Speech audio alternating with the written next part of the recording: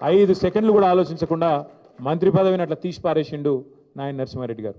అంటే అంత గొప్ప వ్యక్తి. సోషలిస్ట్ ఉద్యమంలో, కార్మిక ఉద్యమంలో, తెలంగాణ ఉద్యమంలో ఒక ఉద్యమ నాయకుడిగా, ఒక ఉద్యమ బిడ్డగా ఎదిగిన వ్యక్తి నాయన నరసింహారెడ్డి గారు.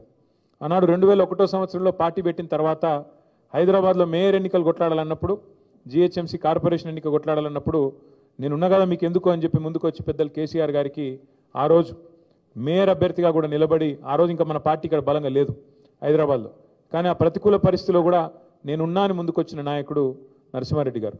ఎందుకంటే జీవితంలో జయాలు, అపజయాలు, ఎదురు దెబ్బలు ఎన్ని తగిలినా ధీరోదాత్తంగా నిలబడాలి, ముంగటి కోతనే ఉండాలి అనే ఒక సిద్ధాంతాన్ని నమ్మిన నాయకుడు.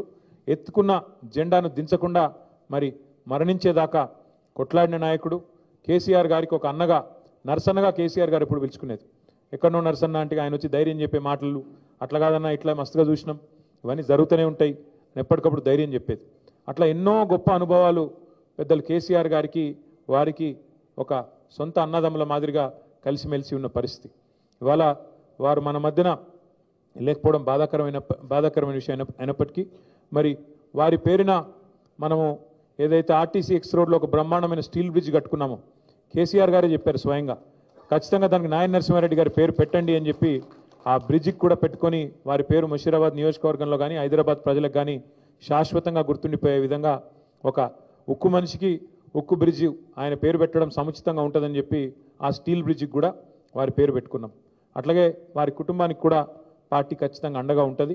వారు దేవేందర్ రెడ్డి గారు కానీ, శ్రీనివాస్ రెడ్డి గారు కానీ, వారి కుటుంబ సభ్యులు కానీ కరోనా సమయంలో ఎంత ఇబ్బంది పడ్డారో, ఎంత తల్లడిల్లినారో మా అందరికీ కూడా తెలుసు. ఆరోగ్యపరమైన సమస్యలు, నరసింహారెడ్డి గారు వారి సతీమణి వరుసగా మరి ఇబ్బందులు పాలు కావడం, ఇవన్నీ కూడా ఆ కుటుంబాన్ని కొంత మనోవేదనకు గురి చేసినాయి.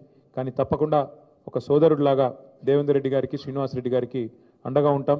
నరసన్న ఆత్మ శాంతికై, కార్మికుల అభ్యున్నతికై, తెలంగాణ అభివృద్ధికై అందరం కూడా మనస్ఫూర్తిగా పాటుపడతాం. కలిసికట్టుగా వారి కల్పించే నివాళి మనం అదే అవుతుందనే విషయం కూడా తెలియజేస్తూ, వారి సోదరుడు కేసీఆర్ గారు మళ్ళీ తిరిగి తప్పకుండా తెలంగాణ ముఖ్యమంత్రి అయ్యేదాకా మనందరం మళ్ళీ ఎక్కడి వాళ్ళం అక్కడ మన స్థాయిలో శాయశక్తులా కష్టపడదామని చెప్పి మళ్ళొకసారి మీ అందరికి కూడా విజ్ఞప్తి చేస్తూ మరి వారి కుటుంబానికి అండగా ఉంటామని మరొకసారి ఒక్కానిస్తూ మళ్ళీ పేరు పేరున అందరికీ నమస్కారం. నాయన నరసింహారెడ్డి గారికి జోహార్. నాయన నరసింహారెడ్డి గారు.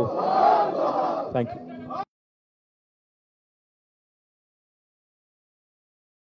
జోహార్ నాయన నరసింహారెడ్డి గారు.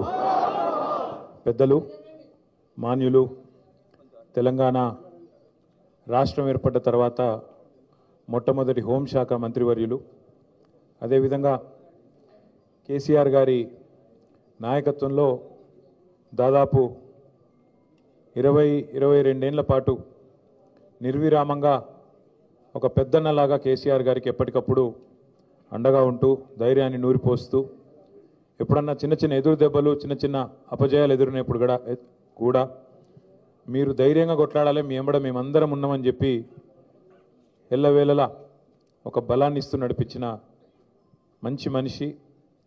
చిన్నపిల్లాడి మనస్తత్వం, ఎప్పుడు చూసినా ఎప్పుడు కలిసినా నవ్వుతూ, అంటే తాను దాదాపుగా 7-10 వయసులో పడ్డాక కూడా ఒక చిన్నపిల్లాడిలాగా నిష్కల్మషంగా ఎన్నడు కలిసినా ఎక్కడ కలిసినా మరి చిన్నపిల్లలతో పిల్లలాగా కలిసిపోయే ఒక మంచి మనస్తత్వం ఉన్న నాయకుడు. చూడడానికి వస్తాదులాగా మరి పెద్దగా కనబడ్డా మనసు మాత్రం వెన్నలాంటి మనసు కలిగిన నాయకుడు నాయని నరసింహారెడ్డి గారి 85వ జయంతి ఈరోజు తెలంగాణ భవన్లో ఇంతమంది వారి మిత్రులు, వారి అభిమానులు, వారి సహచరుల సమక్షంలో జరుపుకోవడం